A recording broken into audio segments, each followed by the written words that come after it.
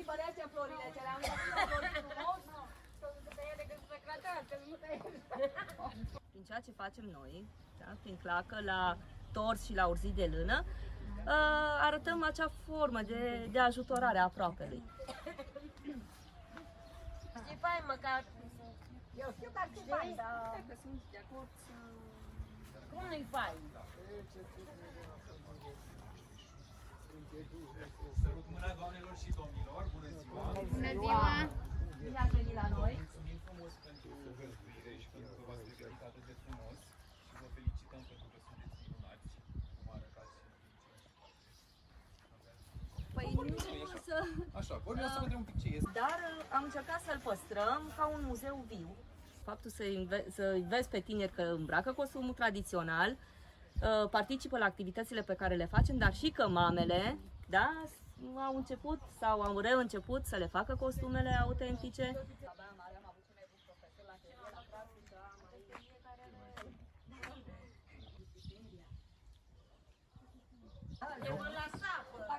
Eu știu că dumneavoastră... Punem chiara, trecem, o ducem la Și în orice... Nu. La țară și schimb de bonul, dar și la oraș. O bună la copil și o bună la tătic. Și o bună la tătic, exact. Și în orice...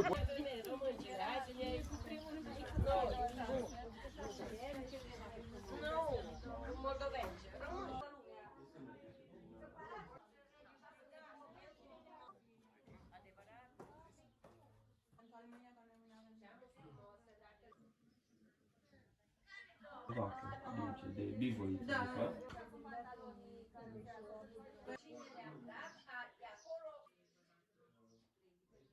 Și dacă la un fecior îi plăcea de o fată, îi dădea în dar un fus de tors sau o cujeică pe ce e pus caierul și punea anumite simboluri cu sămânța vieții, cu flori, cu păsări și astfel era ca o cerere în căsătorie. Sau îi mai dădea, avem aici înăuntru, se numește mais, era alternativa mașinii de spălat din zilele noastre. Cu maiul se spălau hainele la râu, se dădeau cu săpun și la fel se puneau simboluri cu sămânța vieții, cu dinți de lup. Și astfel era ca o cerere în căsătorie, nu era inelul cu diamant, zicea vrei să fii soția mea și dădea, dacă accepta, asta e, spor la treabă. Nu ar fi îndrăznit o femeie să-i spună soțului, azi nu gătesc, sau am migrenă, sau nu fac aia sau aia. Pentru că, vai, săracile femei cât erau de muncite, nu aveau curent electric, trebuiau să gătească, da? În fiecare zi, să fii noră la 17, 18, 20 de ani, da? Să ai socrii în jur la 40-50 de ani, ba să fie și ceilalți bătrâni la 70, ba și un bătrân la 90 de ani, să începi să faci copii, 4, 5, 7 copii, să-i îmbraci pe toți, să gătești, să prelucrezi lâna, să prelucrezi cânepa, să țești, să torci, să țești, să înfrumusețezi materialele, cămășile, da?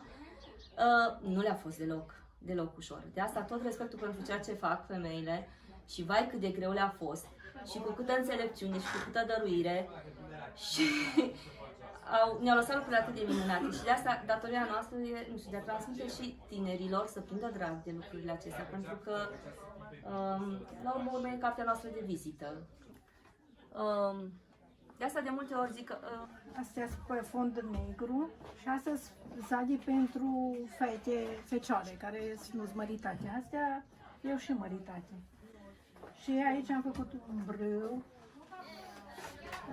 pentru zadie și cu culori mai închisă și cu culori mai deschisă.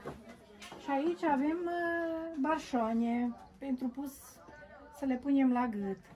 Avem pe fond alb și pe fond negru. Cu vedere pentru fete măritate sau nemăritate? Nu, care sunt mai tineri și li se stă, că nu cum eu. Asta am făcut, s-a făcut în chiară, s-a lucrat cum se lucră în război. Fusta care se pune pe dedesubt? Fusta care se poartă cu zadie. Așa? Da.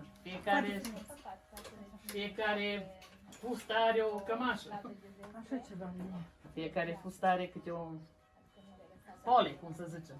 O cămașă. Asta e cu plugul. Nu știu, peste 100 de ani nu o să fiu, dar de acolo, de sus, de undeva, aș fi tare bucuroasă să văd că strănepoții mei zic, uite, cămeșa asta am îmbrăcat-o sau mi-a făcut-o mama Călină acum 100 de ani, cum zic și eu de altfel de costumele străbunicilor.